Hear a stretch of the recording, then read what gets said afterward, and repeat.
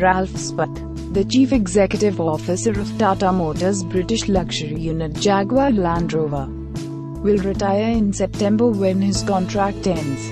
Speth, a German engineer, has led the carmaker since 2010. The 64-year-old will stay on the board of Tata Sons and become a non-executive vice chairman at Jaguar Land Rover. Subscribe to the channel for more news.